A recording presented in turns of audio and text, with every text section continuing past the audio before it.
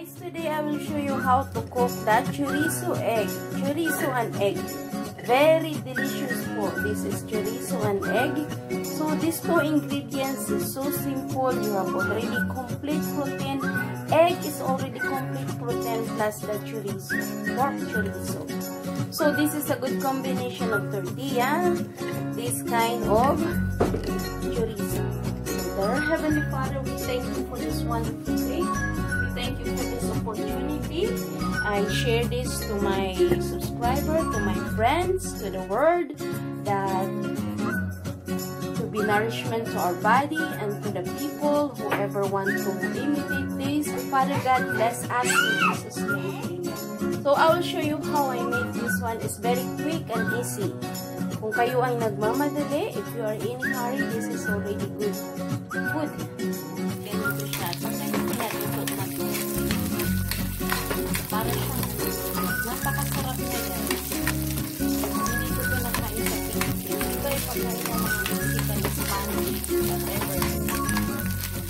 Lalagay lang natin yung masarap ito guys. I just turn off the fire because I don't want to stick for it. Perfect food guys sa cactus. Perfect for cactus. Tortilla. Para sa mga Mexican, galore na tortilla.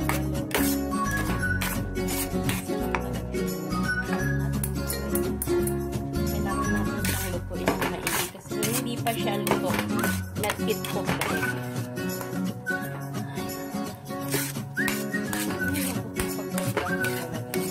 Trying hard lang ako dito.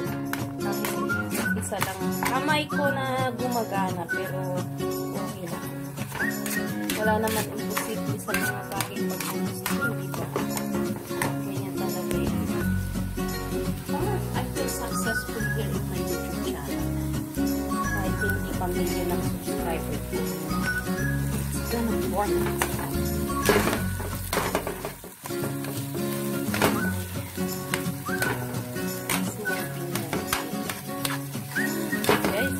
Talaga nito. Try nyo sa mga.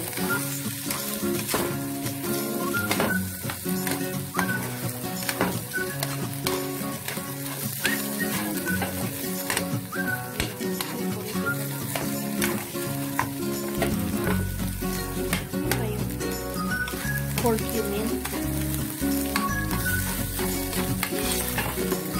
Sarap ito.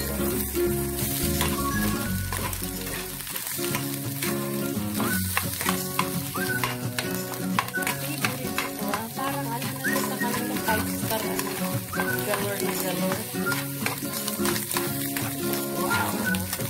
Para siyang bagoong pero hindi bagoong. Of course, chorizo. Mexican is Spanish po ito.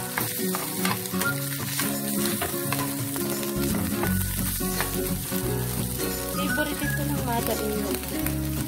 I put 5 eggs here and 1 chorizo. Hindi yung chorizo ha. Mga ka-Pilipino, hindi yung chorizo na chorizo sa akin ha. Iba yung chorizo nila dito. Ang bango-bango. Mabibili nyo yung chorizo na yun. Pag Pilipino ka nandito ka sa US, pumunta ka doon sa you go there to the Mexican supermarket. You can see the chorizo. There's also beef and pork. Yan lang ang ganun. Wow. Guys, ang sarap-sarap nito. So, itong luto na to. Isa lang siya. Sarap yan, guys.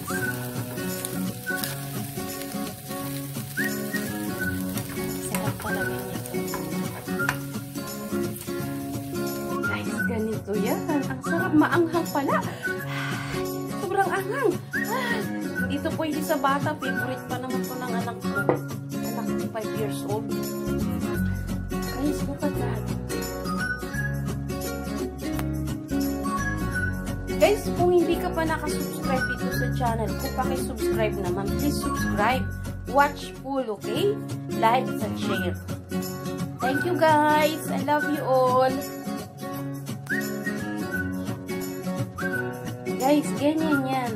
Itong tortilla na to, ito yung perfect combination dito. Yung kakainin niya, titirid down yan. Tapos yun, ito na, yung meal na yan. Meal ng, ang husband ko kasi, he is Spanish, Mexican, Portuguese, French, American.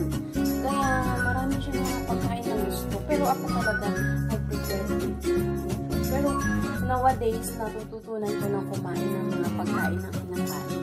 Kasi nandito na ako sa Amerika. Nung nasa Philippines pa ako talagang pure Filipino ko lang kinakain ko. So, yun guys, ang aking ngayon presentation. At sana'y nagustuhan niyo po guys. So guys, thank you for watching. God bless you all. This is the chorizo, pork chorizo and egg. I used 5 eggs guys and 1 roll of chorizo. Okay, God bless all. This is chorizo and tortilla. A combination, the perfect combination. This is a Mexican Spanish food. Okay. So a little bit of spicy. You can imitate this. You can try this. Thank you for watching. God bless you all. Please don't forget to subscribe, likes, and share. And welcome always here to my channel. I have always something new here. Oh, by the way, my channel is all about teaching the Bible, about Jesus, and I also share my cooking because cooking is life for me and gardening is life. So that's all the content here in my channel. So God bless everyone, guys. Bye for now.